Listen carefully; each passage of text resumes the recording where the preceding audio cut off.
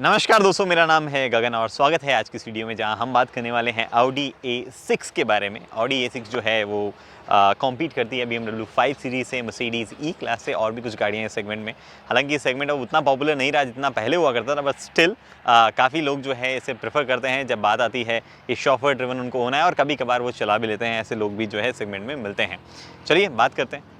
Audi A6 Audi India के द्वारा offer की जाने वाली वो कार है जो कि एक शॉफर ड्रिवन व्यक्ति के लिए अफोर्डेबिलिटी के मामले में सबसे वाइज ऑप्शन होगा। वैसे E6 बाहर कई मार्केट में अलग अलग इंजन ऑप्शंस के साथ में ऑफ़र की जाती है, लेकिन इंडिया में A6 सिर्फ एक ही पेट्रोल इंजन के साथ में ऑफ़र की जाती है।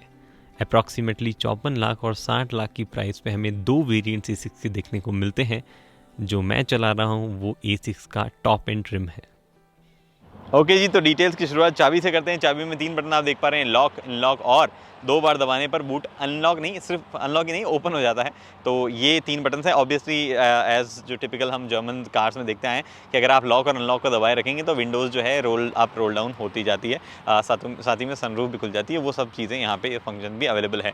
उसके बाद में फ्रंट में यहाँ पे बड़े से हुड के एंड पे लाइट्स अवेलेबल है, हेडलाइट जो कि है मैट्रिक्स LED लाइट्स, जो अडेप्टिव हाई बीम और अडेप्टिव जो कहते हैं ना ऑटो लेवलिंग, उनके साथ में आती है। अब अडेप्टिव हाई बीम जो है वो कैसे अपना सेंसर लेती है कि कहाँ पे हाई बीम डालनी है, कहाँ नहीं डालनी है, कहाँ पे हाई बीम कंप्लीटली ऑन रखनी है, कहाँ पे हाई बीम कंप्लीटली ऑफ रखनी है, ये सब वो डिसाइड करती है। यहाँ जो दिया गया कैमरा है उसके इनपुट से कंप्यूटर डिसाइड करता है कि कब कहाँ क्या होना है।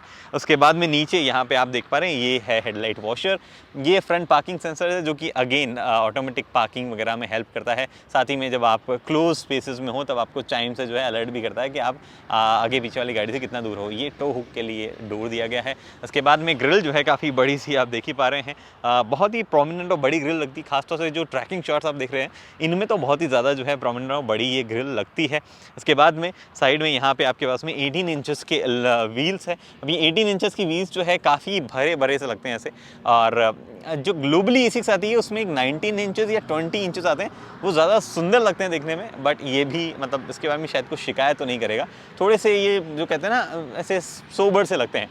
225 55 R18 टायर की साइज़ है। टायर और व्हील जो दिए गए हैं इंडिया की कंडीशन के हिसाब से परफेक्ट है, किसी भी तरीके की कोई प्रॉब्लम जो है वो क्रिएट नहीं करते हैं। वो एक अच्छी चीज़ इसके बारे में है डेफिनेटली। साइड में अगर आप देखेंगे तो काफ़ी सटल डिज़ाइन जो है वो आपको लगेगी।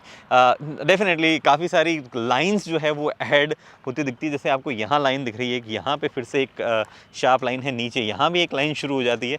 तो ये लाइन्स वगैरह काफ़ी है। क्रोम का भी काफ़ी इस्तेमाल किया गया। हालांकि एक इंटरेस्टिंग क्रोम का इस्तेमाल जो है नई ऑडीज़ में देखने को मिला है वो ये कि ये आधा ऊपर से क्रोम में, नीचे की तरफ जो है बॉडी कलर है। प्लस एक और चीज़, हर एक दरवाजे पे सेंसर दिया गया है। तो यहाँ से आप ओके, ये अनलॉक हो गया, इसको दबाओगे तो लॉक हो जाएगा। हर एक दरवाजे पे दिया गया, जो कि एक बहुत ही बढ़िया टच है। जो कंपटीशन में है बाकी गाड़ियों में, कुछ गाड़ियों में तो आता ही नहीं रिक्वेस्ट सेंसर, जैसे BMW में शायद नहीं आता है 5 सीरीज़ में, बट यहाँ पे दिया गया, वो एक अच्छी चीज़ के बारे में है। रियर में भी सेम टायर सेम व्हील जो है मिलता है, शार्क फिन एंटीना है। और जैसे कि सेडान्स पीछे से काफ़ी खूबसूरत दिखती है, ये भी दिखती है। पता नहीं क्यों धीरे धीरे सेडान्स का जो कल्चर धीरे धीरे कम हो रहा है ना, वो ऐसे कभी कभार लगता है कि वो नहीं होना चाहिए। सेडान जो है दिखने में बहुत सुंदर होती है, सुंदर होती है। ये काफ़ी सुंदर अगेन LED टेल लाइट्स है, और A6 की बैजिंग इधर है, और साइड में 45 TFSI। एक ही इंजन ऑप्शन है आपके पास में। और जब इंजन की बात कर ही रहे हैं तो मैं आपको वो भी दिखा देता हूँ कि कैसा क्या दिखता है। ओके, तो ये वो 2 लीटर का इंजन है जो कि जिसके लिए 45 TFSI वहाँ बैजिंग है। अब ये 245-41 bhp कुछ पावर देता है, और 370 न्यूटन मीटर का टॉर्क जो है वो ये निकालता है। और एक 7 speed dual clutch automatic gearbox के साथ में वो व्हील्स पे ट्रांसमिट होता है, फ्रंट व्हील्स पे। जी हाँ, ये रियर व्हील ड्राइव नहीं है।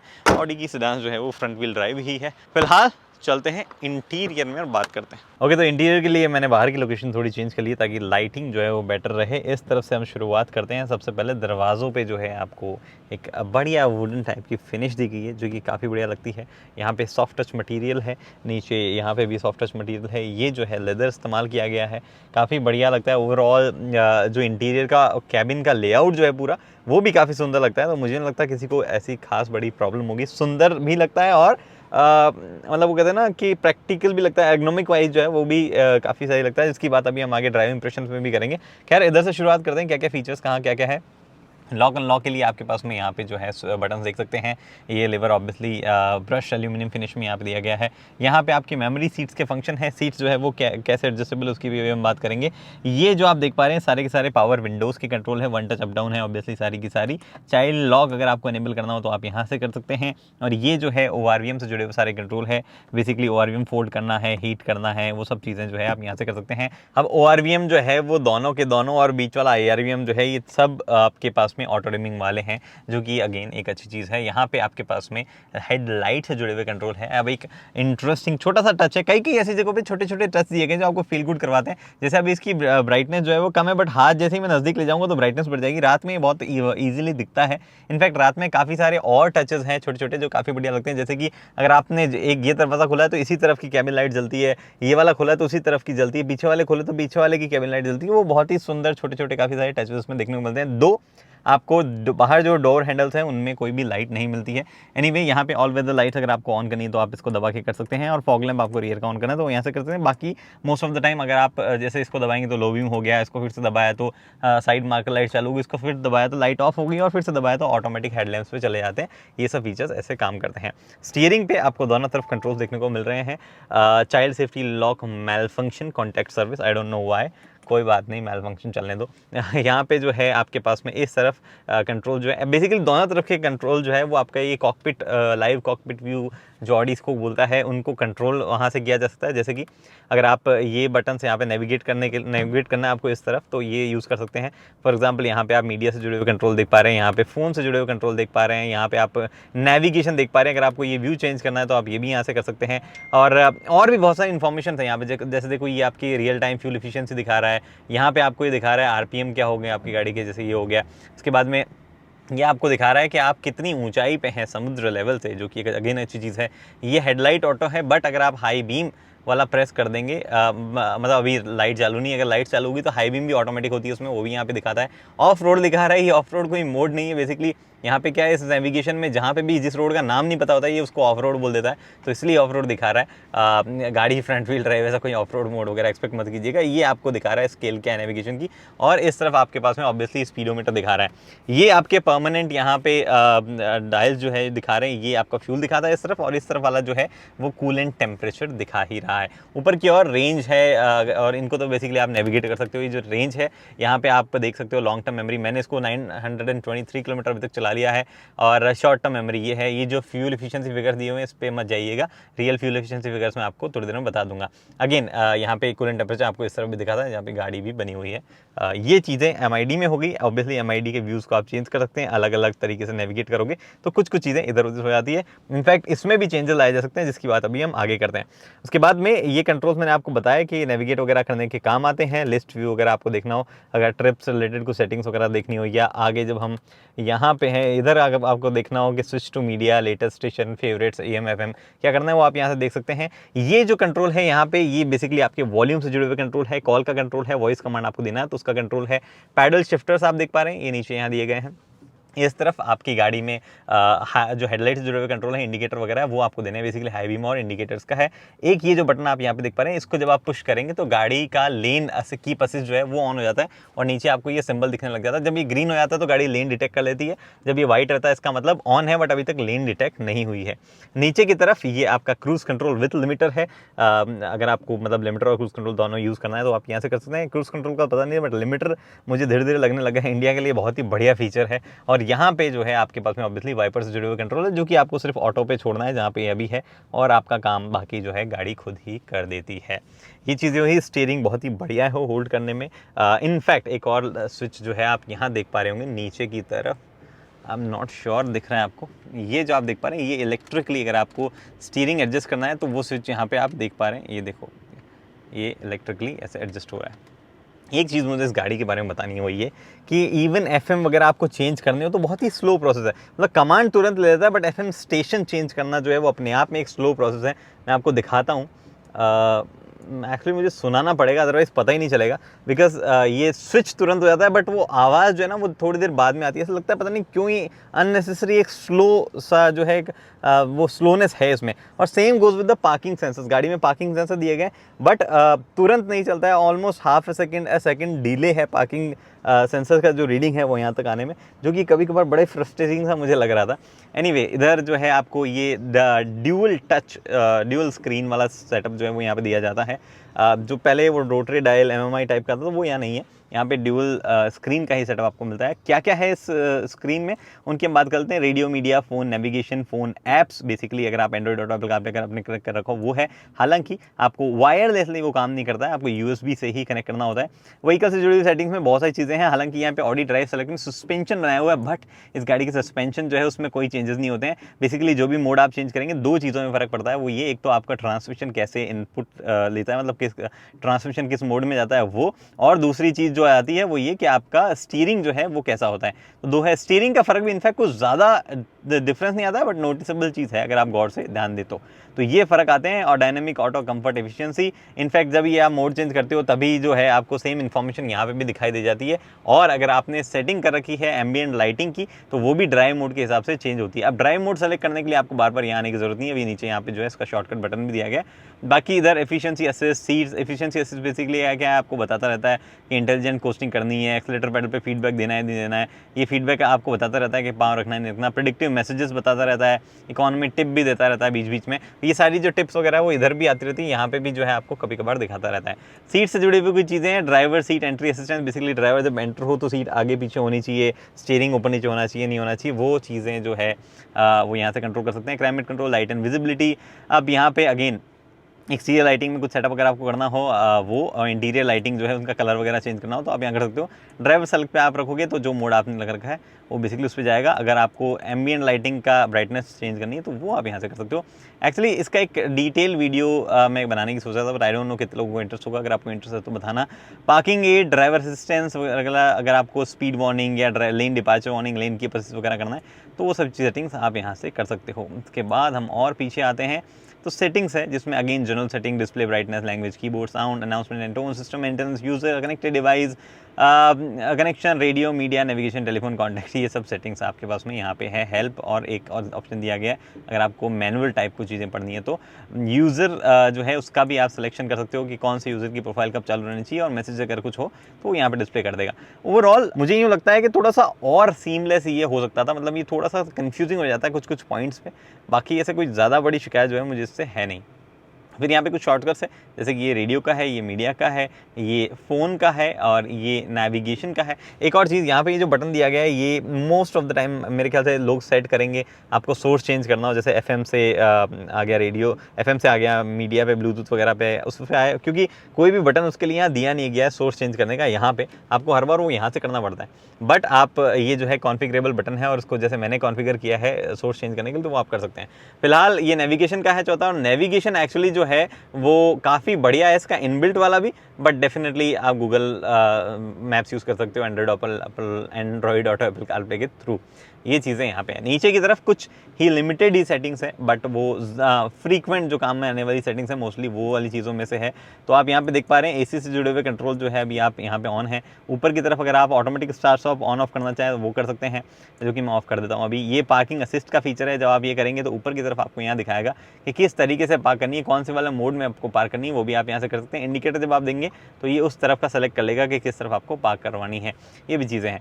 फिर यहाँ पे आपके पास में जो ये बटन है जिसमें आप बेसिकली ये जो आप देख पा रहे हैं शॉर्टकट सेट कर सकते हो कि होम पे नेविगेट करना है नहीं करना है, और ये जो है आपका रियर कर्टन अप डाउन करना है ऑटोमेटिकली, जैसे आप देख पा रहे हो पीछे वो हो रहा है, तो ये रियर शेड जो है वो आपको अप और डाउन करना है, तो वो आप यहाँ से कर सकते हो। और अगर आप ये दबाएंगे तो आपकी ये मेन स्क्रीन बन जाती है, ये वाली तो चालू ही रहती है। नीचे कुछ और शॉर्टकट्स है, ट्रैक्शन कंट्रोल ऑफ करना है या ट्रैक्शन कंट्रोल को स्पोर्ट मोड में डालना है, ये सब चीज़ें जो है आप यहाँ से कर सकते हो। हैजार्ड लैम्प ऑन ऑफ करने का बटन यहाँ है, मैक्स डीफॉगर यहाँ, और रियर डीफॉगर जो है वो आप वहाँ से ऑन कर सकते हैं। ये कुछ चीज़ें हैं। टेम्परेचर ओके, बहुत आवाज़ कर रहा है actually, I don't know why. Off ही कर देता हूँ मैं।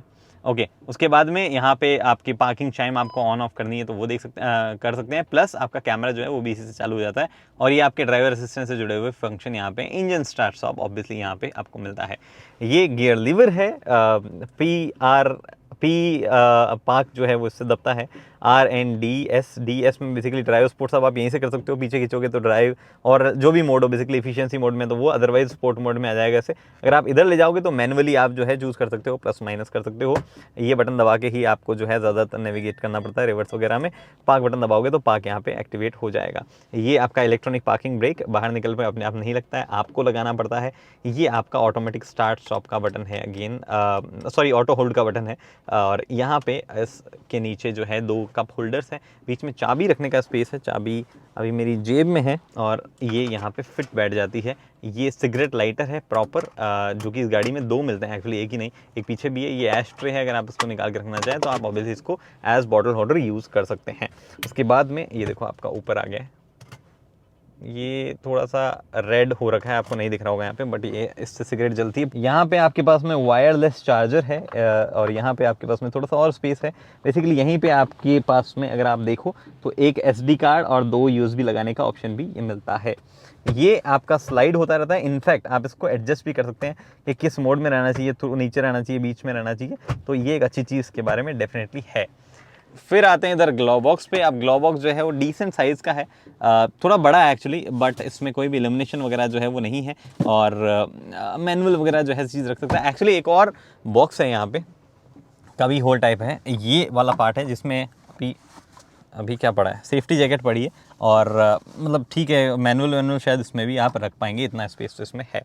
उसके बाद में अगर आप बात करें डोरबिन्स की कैसी है, तो डोरबिन्स ठीक ठाक साइज़ के हैं। आप 1 लीटर की बॉटल जो है वो डाल सकते हैं, 2 लीटर की बॉटल आपको फंसानी पड़ेगी, इजीली नहीं आएगी।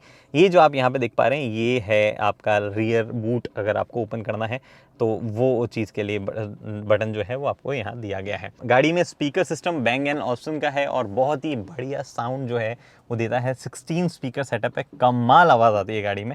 ऊपर की तरफ यहाँ पे फ्रेमलेस IRBM है जो कि इलेक्ट्रोकॉमिक मिरर वाला है। यहाँ पे आप देख सकते हैं कुछ कंट्रोल्स और हैं आपके पास में, ये टच वाले कंट्रोल्स हैं। यहाँ पे मतलब बेसिकली टच करोगे तो लाइट जल जाएगी। एक प्रॉब्लम इसमें भी है कि आगे तो टच वाले हैं, बट जितनी बार भी मैं पीछे गया तो मुझे रियलाइज़ हुआ कि ये टच वाले नहीं है। अभी उसके बाद पीछे जाके करेंगे और वो बटन दबाने से काम करते हैं। उसके बाद में यहाँ पे आपके पास में कुछ चीज़ें सनरूफ से जुड़ी हुई, ये बेसिकली अगर आपको सन शेड हटाना है जो कि अगेन इलेक्ट्रिकल है तो वो हट जाता है, बट सनरूफ जो है वो यहीं तक खुलती है, इससे ज़्यादा सनरूफ आगे नहीं जाती है। तो ये कुछ चीज़ें हैं। एक अच्छी चीज़ आपके पास में सन वाइज़र है, वैनिटी मिरर है, लाइट है और ये अगर आप यहाँ लगाते हैं तो ये एक्सटेंड भी होता है, जो कि इसके बारे में बहुत ही बढ़िया चीज़ है। फुल नंबर देंगे हम इसको। 2 गाड़ी में एयरबैग्स दिए गए हैं, कर्टन वाले भी, बट आपको फिर भी ग्रैब हैंडल मिलते हैं, जो कि अगेन एक अच्छी चीज़ के बारे में है। ओके, तो फ्रंट वाली सीट मैंने अपने हिसाब से एडजस्ट कर लिया। अब रियर पे चलते हैं। ये यहाँ पे आपके पास में इलेक्ट्रिक सीट्स है, 2 कोई भी थाई एडजस्टमेंट जो है वो नहीं मिलता है आपको। अब रियर सीट का सीन ये है कि बहुत ही कंफर्टेबल आपको लगेगी, जिस जो पोजीशन है बैठने की वो आपको सही लगेगी। 2 रिक्लाइन नहीं होती है सीट और मतलब 3 लोग बैठेंगे तो थोड़ा सा इशू आ सकता है, बिकॉज बीच में जो है इतना बड़ा हम्प ये आपको मिलता है। कैसा स्पेस है, वेल यहाँ पे अच्छा स्पेस है, नीचे भी ठीक ठाक स्पेस है एक्चुअली, आप यहाँ पे अगर देखना चाहें तो। और अगर आप बात करें हेड स्पेस कैसा है हेड रूम में, तो वो भी अच्छा है एक्चुअली, ठीक ठाक है। 6 फुट का बंदा होगा उसके लिए भी ओके है। बट अगर आप कंपेयर करें राइवल्स में तो डेफिनेटली आपको ई क्लास में काफ़ी बेहतरीन एक्सपीरियंस रियर पे मिलता है। और इनफैक्ट 5 सीरीज़ में भी थोड़ा सा बेटर लग रहा था मुझे, बट मुझे याद नहीं, मैंने 5 सीरीज़ चलाए हुए बहुत टाइम मुझे हो गया है। ये आपके पास में सनशेड है जो कि आप मैनुअली यहाँ पे लगा सकते हैं। रियर में AC वेंट्स है जो कि आप यहाँ से इनका फ्लो कंट्रोल कर सकते हैं और यहाँ पे जो है आप डिसाइड कर सकते हैं कि क्या टेम्परेचर होना चाहिए। Basically 3rd zone climate control जो है वो आपके पास में यहाँ पे इस टच स्क्रीन पे मिलता है आपको। उसके बाद में नीचे जैसा मैं बता रहा था आपको, सिगरेट लाइटर पीछे एक और है तो वो यहाँ है। 2 USB सॉकेट यहाँ पे और है, USB Type-C नहीं है ये वाले हैं, जो कि अच्छी चीज़ है। एक्चुअली एक Type-C दिया भी जा सकता था, गाड़ी में कोई भी Type-C नहीं है, बट Type-C दिया भी जा सकता था, क्योंकि अब धीरे धीरे लोग जो है Type-C पे भी शिफ्ट होने लगे हैं। तो वो एक चीज़ है। रियर में AC जो है उसका फ्लो अगर आपको इनका कंट्रोल करना हो इंडिविजुअल वेंट्स का, तो वो भी आप यहाँ से कर सकते हैं। ओके, ये देखो बढ़िया रेड हॉट हो गया है ये सिगरेट जलानी है तो जला लो, बट ये भी डेंजरस है, अगर बच्चे बच्चे गाड़ी में रहते हो तो आप ये ना रखें। ऊपर की तरफ जैसा मैं आपको बता रहा था कि रीडिंग लैंप है, हालांकि इनका एल्यूमिनेशन स्ट्रॉन्ग है बट ये टच नहीं होता है, बस इसको आपको ऐसे जलाना पड़ता है, जो कि एक चीज़ है जिसकी आपको आदत होनी चाहिए। तो ये बातें हैं। फिर आपकी सीट जो है उसमें ऑब्वियसली आइसोफिक्स एंकर्स मिलते हैं आपको 2, और 3 पॉइंटर सीट बेल्ट मिलते हैं तीनों पैसेंजर्स के लिए। बीच में आपके पास में ये स्पेस है जहाँ पे अगर आप कुछ रखना चाहें, और अगर आप यहाँ पे कोई ग्लासेस रखना चाहें मे बी, तो वो आप जो है वो आप यहाँ पे रख सकते हैं। तो बूट जो है वो एक्चुअली मैसिव है, और आप देख सकते हैं कि अंदर ऑलरेडी इतना सामान पड़ा, उसके बावजूद काफ़ी सारी जगह खाली है। नो डाउट बूट इसका बहुत अच्छा है, उसमें कोई शिकायत जो है वो आपको नहीं होने वाली। इनफैक्ट यहाँ पे हुक भी मिलता है आपको अगर कुछ टांगना हो तो उसमें। और आप अगर यहाँ देखें तो आपके पास स्पेयर टायर है, छोटा सा स्पेस सेवर है यहाँ पे आपके पास में, और जगह है कुछ अगर आपको रखना हो तो वो भी आप यहाँ पे रख सकते हैं। ओके, तो अब बात करते हैं ड्राइवर सीट से Audi A6 के बारे में। अब Audi A6 जो है वो वैसे तो शॉफर ड्रिवन भी कई लोग रखेंगे, अब इन इस सेगमेंट में काफ़ी लोग होंगे जो कि शॉफर ड्रिवन रखने के लिए भी Audi A6 ले सकते हैं, बट ड्राइविंग सीट से भी Audi जो है वो काफ़ी सारी चीज़ें ऑफर करती है, और ऑब्वियसली मोस्ट ऑफ द चीज़ें जो है यहाँ ड्राइवर के लिए इंपॉर्टेंट होती है, उनकी बात भी हम जो है इसी सीट से कर लेते हैं। सबसे पहली बात विजिबिलिटी की, तो विजिबिलिटी गाड़ी की एक्चुअली काफ़ी अच्छी है। फ्रंट में आप ऑब्वियसली पूरा बोनेट वगैरह नहीं देख पाते हैं, बट आपके पास में उसको केटर करने के लिए आपको थ्रू आउट द गाड़ी पार्किंग सेंसर हर जगह वो है आपको थ्रू आउट देखने मिलते हैं। बट जैसा मैंने बताया वो पार्किंग सेंसर में हल्का सा डीले है। अब वो डीले थोड़ा सा फ्रस्ट्रेटिंग हो सकता है, बट उसकी आदत जो है वो आपको डालनी होगी। फिर उसके बाद में विजिबिलिटी की बात आती है ORVM IRVM। तो एक तो तीनों ORVM IRVM जो है वो इलेक्ट्रिकली वो होते हैं डिमिंग, मतलब इलेक्ट्रोक्रोमिक मिरर है, इलेक्ट्रिकली डिम होते हैं, तो वो एक अच्छी चीज़ है इनके बारे में। प्लस इनका ओवरऑल जो व्यू वगैरह है वो भी अच्छा है, चाहे IRVM की बात करो चाहे ORVM की बात करो, तो कोई इशू नहीं है। इनफैक्ट ये हीटेड भी है, तो पता नहीं कितना काम आएंगे हीटेड, बट है तो डेफिनेटली कभी कभार कुछ सिचुएशन में इंडिया में वो भी काम आता है, तो आप ले सकते हैं।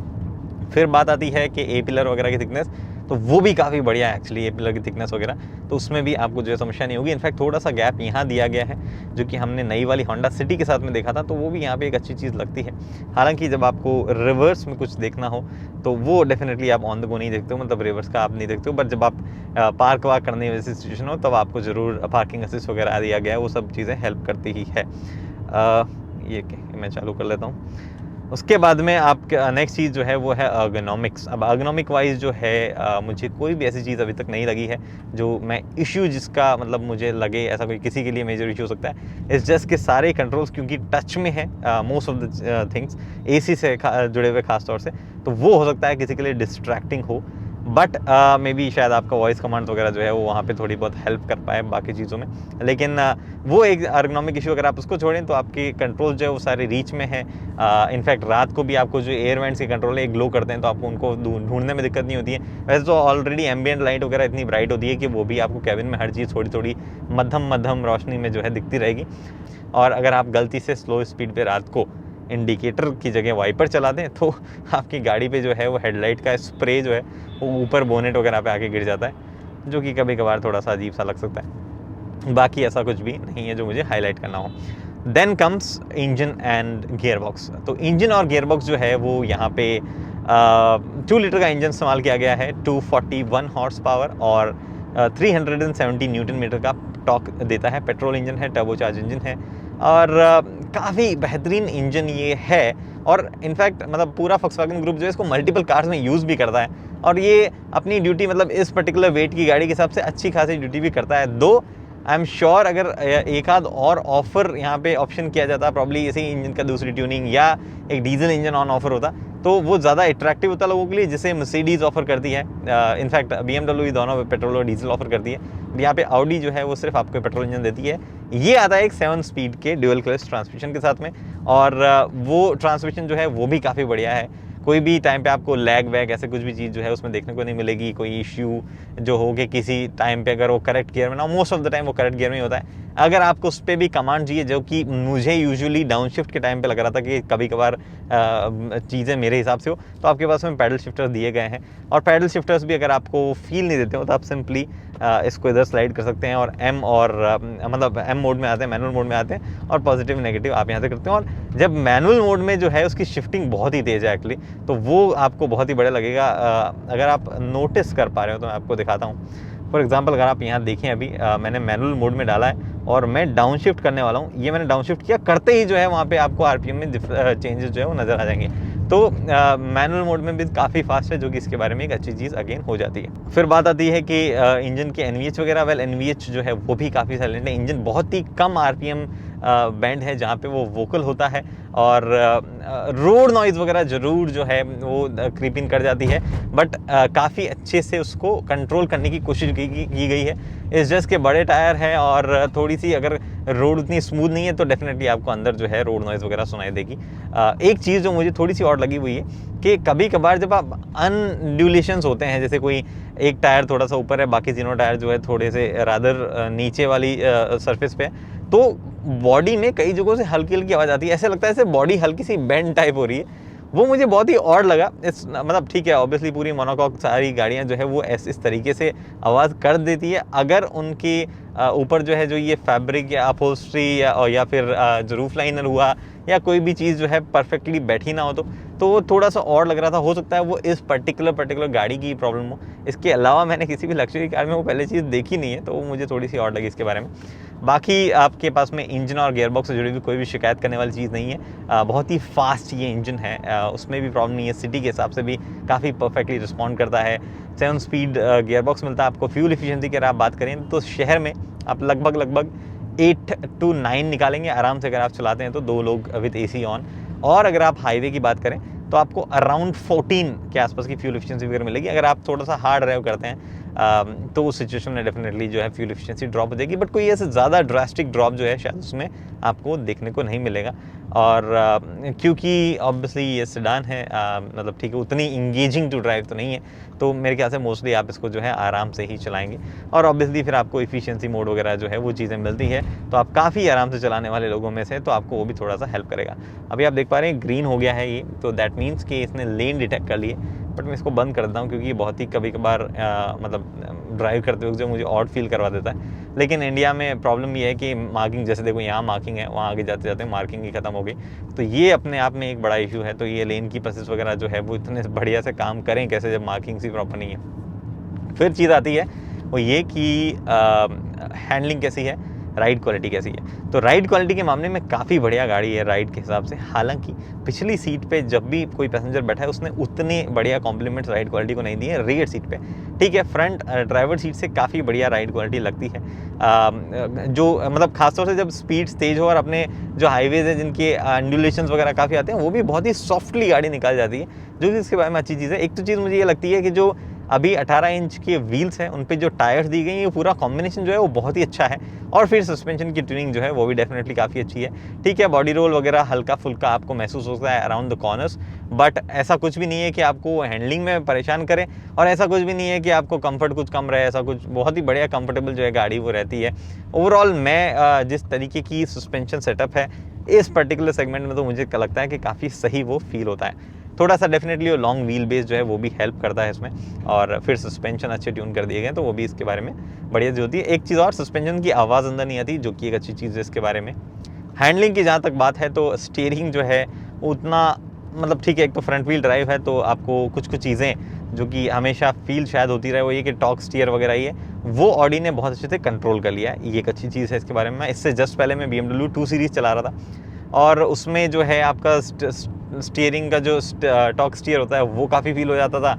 प्लस उसमें आपको जो है रोड के जो मतलब इधर उधर जो भी गड्ढे उड्ढे कुछ भी आते थे वो डायरेक्टली स्टीयरिंग पे ट्रांसलेट होते थे, उसका मूवमेंट वो यहाँ पे नहीं होता है। यहाँ पे कंफर्ट के हिसाब से स्टीयरिंग अच्छा है, बट अगर आपको चाहिए कि आप प्रॉपर वो प्लेजर, ड्राइविंग प्लेजर उससे निकाल पाए, तो वो चीज़ यहाँ पे नहीं है डेफिनेटली। चाहे आप इसको स्पोर्ट मोड में ही डाल लें तो भी इतना ज़्यादा जो है वो नहीं है। एक्यूरेसी है स्टीयरिंग में, बट ड्राइविंग प्लेजर जो है वो उतना उसमें है नहीं। एंड अगेन ड्राइविंग प्लेजर के लिए गाड़ी है भी नहीं, तो उस हिसाब से अगर आप सोचो तो शायद आपको कोई भी समस्या नहीं लगेगी। फिर बात आती है ब्रेकिंग। ब्रेकिंग जो है वो भी गाड़ी की काफ़ी बढ़िया है, चाहे सिटी स्पीड्स पे फीडबैक की बात हो, चाहे हाईवे पे वो हार्ड ब्रेकिंग पे कॉन्फिडेंस की बात हो, सब बढ़िया है। 4 डिस्क सेटअप है, बढ़िया चौड़े टायर्स है, जो ग्रिप है वो भी परफेक्ट है, तो कोई भी इशू जो है आपको ब्रेकिंग से जुड़ा हुआ नहीं होगा। और मतलब ठीक है, ऐसा कोई इम्प्रूवमेंट वाली बात जो है ब्रेकिंग के बारे में वो मुझे लगी नहीं है, तो मैं क्या उसमें हाईलाइट करूं। So it's all good about braking. फिर एक चीज़ जो कुछ लोगों को ऐसा लगता है because this is an Audi, so लोगों को यूजुअली पूछना होता है हाई स्पीड परफॉर्मेंस कैसी है। देखो हाई स्पीड मतलब ठीक है, इतनी ज़्यादा हाई स्पीड तो मैंने नहीं की है, बट जितनी भी मैं कर रहा था काफ़ी स्टेबल लग रही थी गाड़ी। ऐसा नहीं था कि सस्पेंशन सॉफ्ट वगैरह रखने के हिसाब से वैसे कुछ गाड़ी में कुछ स्टेबिलिटी में इश्यूज़ आने लगे, नहीं, कोई भी ऐसा कहीं पे भी आपको कॉन्फिडेंस लूज़ नहीं होगा। आप लगातार ट्रिपल डिजिट स्पीड अगर आपको मेंटेन करनी है वो आप कर सकते हैं, अपनी रोड की कंडीशन के हिसाब से भी आप मेंटेन कर सकते हैं, वो भी इश्यू जो है वो मुझे नहीं लगा है। तो डेफिनेटली, और ऐसा भी नहीं है कि इंजन पे ऐसा वोकल हो जाए या लोड उस पर लगने लग जाए, वो भी चीज़ नहीं होती। इनफैक्ट इंजन की अगर आप बात करें कि क्रूजिंग कहाँ कर रहा है, तो let's say I will take this engine to 100 km/h speed, 87, अभी 100 ही मैक्स अलाउड है मुझे। तो मैं 100 पे भी जब जाता हूँ, जो कि मैं अब आ चुका हूँ ऑलमोस्ट 100 के पास में, तो 100 पे जो है ये इंजन कंफर्टेबली क्रूज़ करेगा 7th गियर में, I believe. Okay, 7th gear में क्रूज़ करता है और अराउंड 1500-1600 RPM जो है वो रहता है। तो बहुत ही बढ़िया साइलेंटली वो क्रूज़ करता रहता है, और फ्यूल इफिशिएंसी भी वहाँ पे आपको क्लोज टू 14 मिलती जाती है, जो कि एक अच्छी चीज़ के बारे में। एरोडायनामिक्स एक्चुअली काफ़ी हेल्प करते हैं इस गाड़ी को फ्यूल एफिशिएंसी वाइज भी, लेकिन क्योंकि वेट ज़्यादा है तो इतनी कोई ब्रिलियंट फ्यूल एफिशिएंसी जो है वो आप एक्सपेक्ट ना करें तो ही बेहतर होगा।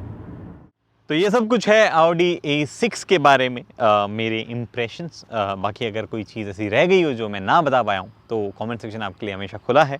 गाड़ीफाई पे जो भी आर्टिकल्स अगर आपको पढ़ने हैं तो आप सिंपली किसी गाड़ी का नाम लिख के उसके आगे गाड़ीफाई डाल सकते हैं। फॉर एग्जांपल Audi A6 गाड़ीफाई, तो आपको अगर कोई रेलेवेंट आर्टिकल होगा तो वहाँ पे गूगल पे दिख जाएगा। और अगर आपको चैनल मेंबरशिप ज्वाइन करनी है, व्हाट्सएप ग्रुप ज्वाइन करना है, कंसल्टेशन लेनी है, तो ज्वाइन बटन जो है वो भी आपको नीचे दिख रहा है। फिलहाल दोस्तों इस वीडियो में इतना ही। उम्मीद करता हूँ वीडियो पसंद है दोस्तों, लाइक शेयर सब्सक्राइब आप कर सकते हैं। अगली वीडियो तक के लिए दोस्तों हेलमेट पहनिए, सीट बेल्ट पहनिए, सुरक्षित चलिए। धन्यवाद।